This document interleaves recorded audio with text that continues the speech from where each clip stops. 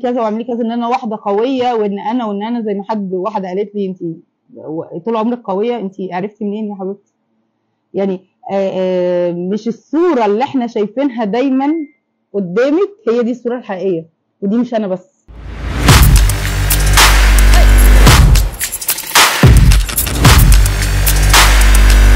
النهارده مين فينا، يعني لو هنتكلم مثلا على شويه البنوتات اللي لسه طالعين، البنوتات الصغيرين عندهم كميه احباط مش طبيعيه بسبب الوضع الحالي للبلد، وان الدنيا غاليه، وان احنا هنعمل ايه، وان ما فيش حد بيشتغل، وان.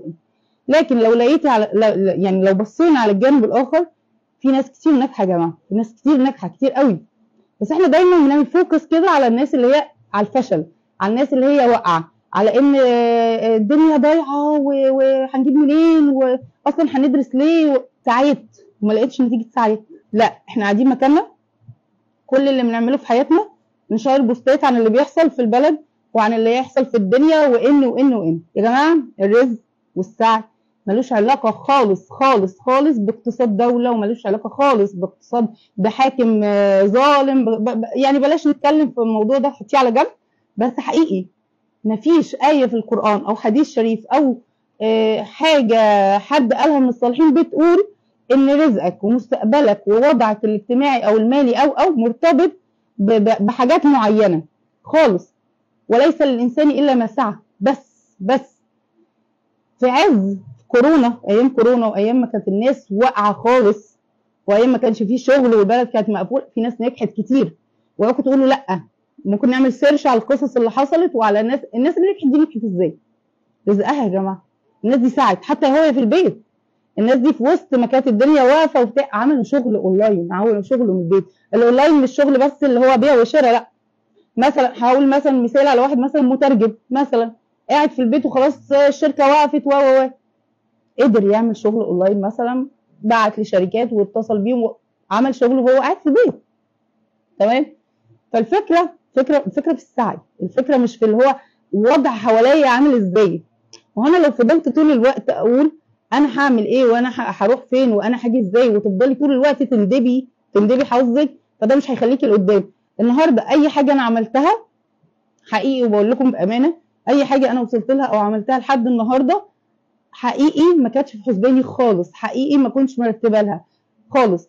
يعني انا مثلا ما قلتش انا هبقى كذا كذا كذا خالص. كل الحكايه ان البني ادم بيجي له اوقات كده بيبقى واقع قوي، انا مش عارفه اروح فين، انا خلاص مش قادر، انا دي مش انا، وانا مش عارف هروح فين قدام، وانا ساعتها بقى بترمي بقى، بتلعب ايه دور الضحيه كده على نفسك. يعني عارفه اللي هو دور الضحيه كده، هو الدنيا جايه عليا والزمن والناس وانا مش قادر. بس حقيقي الضحيه دي انت اللي بتعملها، حقيقي احنا اللي بنعمل الضحيه دي. وخدوها مني واحده، مش هقول خبره، ودي نقطه ثانيه، مفيش حد خبره ومفيش حد عنده العلم كله خالص، مفيش حد عنده الكلام ده خالص. احنا بنفضل لحد ما نكبر ولحد ما نموت ما عندناش اي خبره غير ان احنا بنتعلم بس. كل الحكايه ان باخد لمحات كده من الدنيا، كل حاجه بقع فيها بتعلم منها حاجه، فبالتالي كل ما بقع بتعلم، كل ما بقع بتعلم، واقف تاني فاشوف ناس واتعلم واروح واجي، دي كلها حاجات بتعلمني. لكن انا عمري ما هبني شخصيه او كارير او ابني اي حاجه وانا قاعده مكاني. النهارده البنات اللي بتضيع 3/4 وقتها على التيك توك وعلى على الانستجرام وعلى الحاجات دي، منصات معموله في ناس كتير بتستفيد منها قوي قوي، مش بيستفيدوا منها عشان الشغل والكلام، لا، كل حاجه النهارده انت عايزه تتعلميها هتلاقيها على الحاجات دي. الناس مثلا اللي بتقول التيك توك عليه حاجات وحشه وبتاع، على فكره انا واحده من الناس يعني عشان انا الحاجات اللي بدور فيها او السيرش اللي بدور فيه دايما تبع شغلي بيفيدني جدا جدا، بيجي لي محتوى من بره بشوف فيه مثلا زي مثلا الموشن اللي انا بتعلمه مثلا، فبيجي لي تريكات مثلا في الموشن، تريكات في الحاجه في الشغل بتاعي. فاحنا اللي بنسوق سمعه الحاجه، احنا اللي بناخد الوحش فيها، احنا ما بندورش على الكويس جواها. فاهمين قصدي؟ فالدور اللي بيلعبه هنا بقى الام، مش هقول الاب، الام الاول. النهارده لما تلاقي بنتك حاسه ان هي مش قادره، وحاسه ان هي طب وانا انجح ليه، طب وانا اعمل ليه، طب وانا هطلع من الكليه هاخد ايه يعني، واحده ثانيه على الجانب الثاني تقول لها يا بنتي اتجوزي واقعدي في البيت يا بنتي.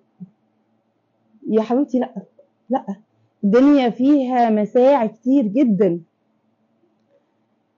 بس عشان تطلعي لقدام حاجه واحده بس، اول حاجه تبتدي بيها، اول حاجه خلي عندك ثقه بربنا.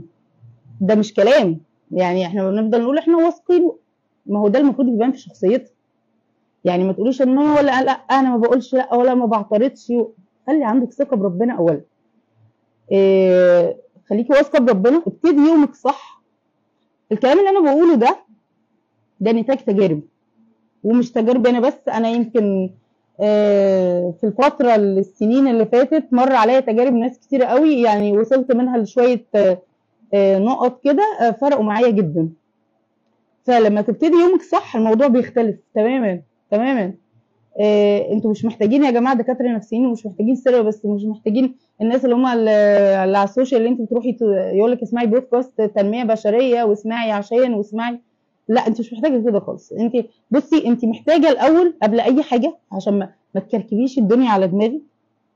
سواء كنت طالبه، سواء كنت ست بيت، سواء كنت حد بتشتغل، سواء كنت ام، سواء كنت لسه بنوته، ايا كان انت مين. اول حاجه صلحي علاقتك بربنا. دي اول حاجه اول حاجه اول حاجه، وهقولها من هنا للسنه الجايه. احنا مش شيوخ، احنا كل الحكايه ان احنا بنجاهد في زمن الوضع فيه صعب صعب صعب، لان انت بتتعرضي لمخاطر وبتتعرضي لحاجات ممكن تبهدل دماغك تماما في الوقت وفي في العصر اللي احنا فيه ده. تقدر تقلب شخصيتك لحته تانية خالص. فانت محتاجه اول حاجه في العصر اللي احنا فيه ده ان انت تتمسكي بس الاول بدينك. على الاقل خالص ان احنا نبقى عارفين الثوابت، على الاقل خالص ان احنا 1 2 3 في ثوابت يا جماعه ما ينفعش نتكلم فيها. بلاش حكايه اصل هو ممكن، اصل هو يعني في حاجات كده اللي هو مش عارفه بقت اللي هو اساسيه، ما اعرفش هي ازاي، بس هي احنا غيرناها كده وخليناها اساسيه.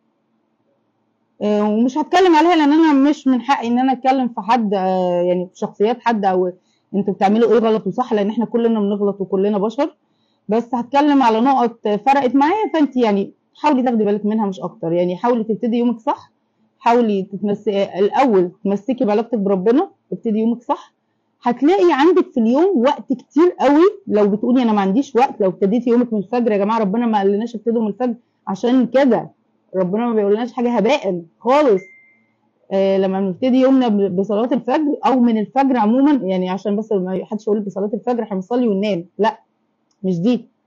مش اللي هو بنفضل سهرانين طول الليل ونصلي الفجر وننام، لا، هو ربنا بيوزع الارزاق الصبح، مش بالليل. فاحنا بنبتدي يومنا صح، بنصلي الفجر ونصحى بقى، مش ننام، بنصحى نبتدي يومنا بقى. تعالي جربي اليوم ده كده، هيبتدي معاكي. جربي، بس جربي مره، شوفي كده اليوم هتلاقي فيه بركه ازاي. شوفي هيبقى عندك وقت قد ايه. حقيقي انا ما عملتش حاجه او قدرت اسعى في حاجه او قدرت ادور في حاجه غير لما يومي اتقلب وبقيت بقدر ابتدي يومي من اول اليوم.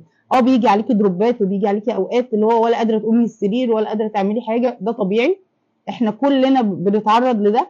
بس النقطه هنا ان انت تقعي وتقفي تاني. مش معنى ان انا بقول لك دلوقتي اعملي كذا واعملي كذا ان انا واحده قويه، وان انا زي ما واحده قالت لي انت طول عمرك قويه. انت عرفتي منين يا حبيبتي؟ يعني مش الصوره اللي احنا شايفينها دايما قدامك هي دي الصوره الحقيقيه، ودي مش انا بس. الصور اللي بتبان لكم على السوشيال ميديا وان احنا مبسوطين وان احنا فرحانين وبنعمل فيديوهات وان ده شيء من يعني ايه، مجرد حته من الشغل كده، اللي هو لازم ان انا ابان كده. بس طبيعي ان انا زي اي بني ادمه بنقع ونقف ونقوم تاني. الفكره امتى اقدر اقف بعد ما اقع.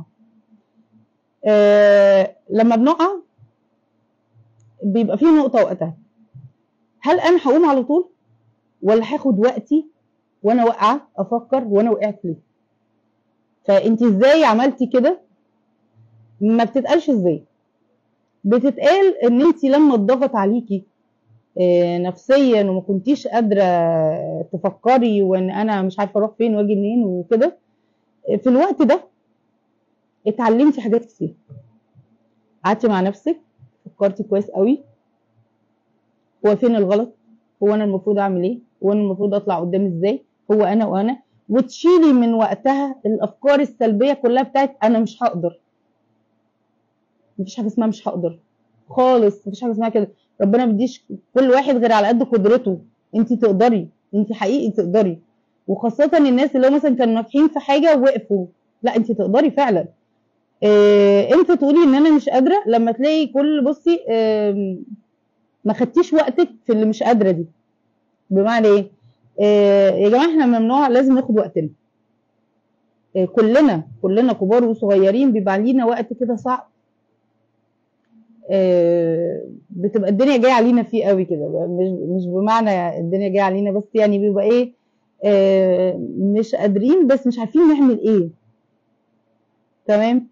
فبتيجي في الوقت ده بقى بيبقى قدامك حلين: يا اقوم على طول اخد وقتي بقى ازاي، اخد وقتي ازاي، افكر بقى في اللي حصل.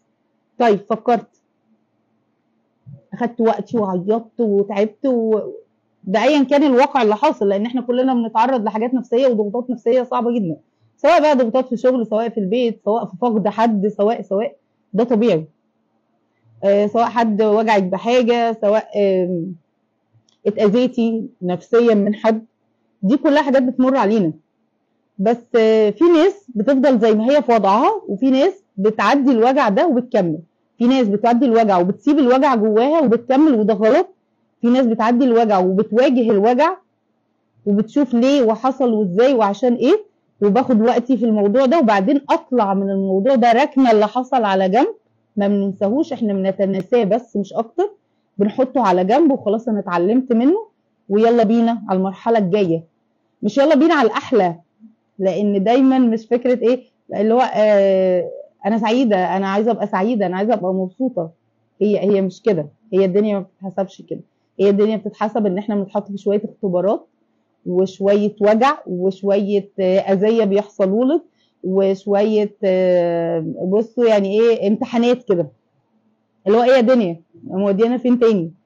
فبتفضل الدنيا توديكي وتشيلك وتحطك من وانت صغيره لحد ما تكبري، بتتعلمي في الوقت ده. واللي هو بنبقى من جوانا شكرا يا رب. ليه؟ لان تيجي عليك المرحله اللي بعدها تاخدي بالك ايه ده، وانا الحاجه ديت لو ما كنتش خدت بالي منها، لو ما كنتش وقفت فيها، ما كنتش اتعلمت الحاجه الفلانيه. طب وانت هتتعلمي اصلا الحاجات دي كلها امتى وانت قاعده مكانك مثلا مش بتتعرضي لحاجه؟ ليه ربنا بيخلينا نتعرض لكل الكلام ده؟ ليه ربنا يعني حد يقول لك إيه؟ طب ليه ربنا بتوجعني؟ ليه؟ هو ربنا بيحبنا بس ليه؟ هو ليه؟ عشان بنتعلم. ليه؟ عشان طول ما احنا بيعدي علينا الحاجات دي بنطلع منها حاجه. جمله وبروزيها: كل وحش عدى عليكي هتتعلمي منه حاجه وهتطلعي منه بحاجه وهتتغيري لحته تانيه. زي حد قال لي ايه، يا جماعه انت ما بقيتيش بتاعت زمان. طبيعي ده جدا جدا. ليه؟ عدى عليا كتير. مش بمنطق بقى اللي هو ايه، الدنيا شالتني وحطتني يا جماعه لا، مش منطق الغلب ده خالص. لا، مش بتكلم بالمنطق بتاع الغلب ده. انا بتكلم بالمنطق اللي هو اتعلمت، حقيقي اتعلمت. عدى عليا مراحل في حياتي كتيره، اتوجعت واتاذيت وتعبت وعيطت وزعلت وكل حاجه عدت، كل حاجه، ولا زالت بتعدي. لا زالت بتعدي. يعني ما تشوفيش الوش اللي طول النهار بيضحك قدامك ما بيعديش عليه حاجه، لا يعني اكيد بيعدي. بس اتعلمنا بقى فرق، اتعلمنا في الدنيا والشويه اللي عدوا علينا ان مهما يعدي عليكي ومهما تتوجعي ومهما قومي اقفي تاني، اقفي تاني. بس بقى فرق عن زمان ان خدي وقتك في الوجع. يا ترى ده حصل ليه؟ يا ترى انا غلطت في ايه؟ يا ترى عشان ايه؟ حاسبي نفسك وخدي وقتك في الوجع وتوجعي واطلعي، عيدي الكرة تاني وحاولي تاني وانجحي تاني. وده حقيقي، ده بيحصل حقيقي. انت بتقدري وبتنجحي عشان عندك اولا ثقة بربنا، وعندك تاني ثقة في اللي هو يا رب الارزاق بتاعت ربنا. الشغل، الجواز، الصحاب، الحب، دي كلها يا جماعة ارزاق. الارزاق مش فلوس وبس. رزقك لما يكون في صاحب كويس ده رزق. رزقك لما يكون في اخت بتحن عليكي ده رزق. اب وام بيحبوكي ده رزق. ولاد جنبك وحواليكي ده رزق. فهي الرزق متقسم لحاجات كتير، احنا بس بنحصرها في الفلوس. فلو يوم عدى عليكي في امان كده وكنتي كويسه، بيتك كويس، صحتك كويسه، ولادك كويسين، مفيش حاجه، الحمد لله. الحمد لله. ما تدوريش بقى وتقولي لا ده انا ماليش رزق في اليوم ده، لا دي الحكايه دي باظت، لا. بصي للي عدى كويس في اليوم. شويه اختبارات هنعدي بيها في الدنيا، عديها بحلوها بمرها بوجعها، هتعدي. احنا في مجرد رحله هنعديها وهنروح لحته تانية خالص اللي هي مش الدنيا. فالنهارده ما تربطيش رزقك وشغلك وعلاقاتك باي حد ولا باي حاجه، بس خليها بعلاقتك بربنا. فازاي انا قدرت اعمل كده؟ انا ما قدرتش ولا حاجه. لازلت ببقى مضغوطه وببقى تعبانه ولازلت. انتوا لما انا نزلت الشهاده بتاعتي وقلت يا جماعه انا نجحت وبقيت موشن جرافيك وبقيت انتوا الشهاده دي شفتوها بعد 7 شهور او 8 شهور دراسه فعليه، وقبليهم مثلا نقولوا 3 شهور كده توهه. وما ادراكم بشهور التوهه دي بقى، اللي هي تبقي واصله في مرحله في حياتك اللي هو ماذا بعد. عملتي حاجه معينه، وصلتي لحاجه معينه، فانت خلاص شبعتي منها او مش شبعتي، اتعلمتيها كلها وفهمتيها، فاللي هو ماذا بعد. دي بتبقى دماغ الناس اللي هي ايه، مش عايزه تقف عند حد معين. وانا يعني اكاد اجزم ان انا حد من الناس ديت، ان انا ما بحبش اقف عند حد معين. ف شغلي والكارير اللي انا فيه دلوقتي واللي بعمله خلاص، يعني انا بقيت فاهماه كويس قوي، بقى لي 10 سنين بشتغل فيه، تمام حلو قوي. طيب ايه ماذا بعد؟ فده اللي خلاني افكر ان هو انا في حاجه ناقصاني، حاسه ان هي ناقصاني وعايزه اتعلمها. فسعيت ودورت وتعبت. يعني هي ما جاتليش الشهاده دي على طبق من ذهب عشان بس ما حدش يبقى مفكر ان انا وريتك الشهاده دي، لا هي ما طلعتش من الكمبيوتر كده فجاه. هي كل الحكايه ان احنا تعبنا، وعدى عليا وقت ضغط، وعدى عليا وقت تعب وما كنتش قادره ومش عارفه اكمل، بس عديت بستر ربنا بقى بعوضه، وايا كان دي كانت مكتوبه لي وعديت. هل الموضوع وقف عند كده؟ خالص خالص. ايوه مش كنتي فرحانه بالشهاده وكل حاجه؟ تمام، ماذا بعد بقى؟ ما احنا كل نقطه بنوصل لها في ماذا بعد بعدها لازم. يعني اخدت الشهاده، ها فين بقى الشخصيه بقى اللي هتعمليها في المجال ده؟ هتميزي نفسك ايه بالمجال ده؟ هتتعبي ازاي عشان تعدي ناس تانية؟ فتيجي تقولي لنفسك ايه ده، هو لسه في ولسه في سعي ولسه في قدام. مفيش حاجه بتقف عند حد معين. اتعلمتي كملي، اخدتي ثانويه عامه كملي، شوفي كليتك، وانت في كليتك اسعي ودوري. الموضوع مش بالسهوله اللي انا بتكلم بيها او الكلام سهل كده، لا. بس عايزه كلمه مني لكل عايزاكم تكونوا في ظهر بناتكم وولادكم. عرفوهم يا جماعه ان الدنيا مش بالسهوله اللي احنا بنقولها دي. مفيش حاجه اسمها اللي جاي احلى، دي جمله متخلفه قوي بصراحه. مفيش حاجه اسمها اللي جاي احلى، اللي جاي سعي، وهيبقى فيه ده وده. سواء من اول مراحل حياتك هيبقى فيه الصعب وهيبقى فيه السهل، هيبقى فيه اللي يوجعك وهيبقى فيه اللي يبسطك. هي الدنيا كده، مش هعرف طعم الحادق غير لما دول حلو خالص. فهو لازم بس نبقى مفهمين ولادنا النقطه دي. ما تفضليش مفهماهم العيال بتطلع عامله ازاي، اللي هو ايه ده يا رب خلص ثانويه عامه، دي الكليه دي احلى مرحله. مش يخلص ثانويه يدخل الكليه دي، الكليه دي ده انا هشتغل بعد، هقطع الدنيا بعد كده. يطلع من الكليه ولا يعرف يشتغل ولا يعرف يروح ولا يجي، يحبط يقعد مكانه. الدنيا بقى والبلد ما فيهاش شغل، وهعمل ايه واخلي ايه؟ طب ما هو احنا ما علمناهمش ان هم صغيرين ان هو يدور على جانب تاني غير دراسته موجوده اهي، بس لازم يكون عنده حاجه بيحبها فاهمها وبيدور عليها. خليه يدور النهارده ويدور بكره ويدور بعده، يسعى. ونعلمه ان السعي ده هيفضل لحد ما نموت. يا جماعه احنا بنسعى، هنفضل طول الوقت بنسعى. لازم يكون شايف قدامه مثال اب وام بيسعوا وملموش وقتها.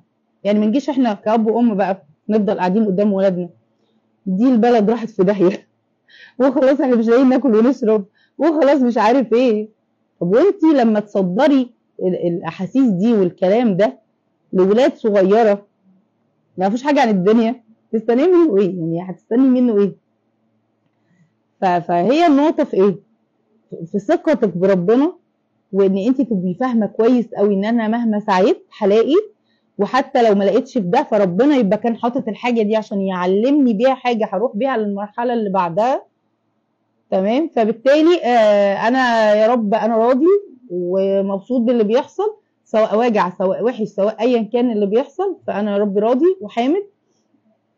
وهتلاقي نفسك يعني ايه اهدى بتتوجعي بس اهدى. وتقدري تدخلي المرحله اللي بعدها. المرحله اللي بعدها فيها ايه؟ سعي برضه.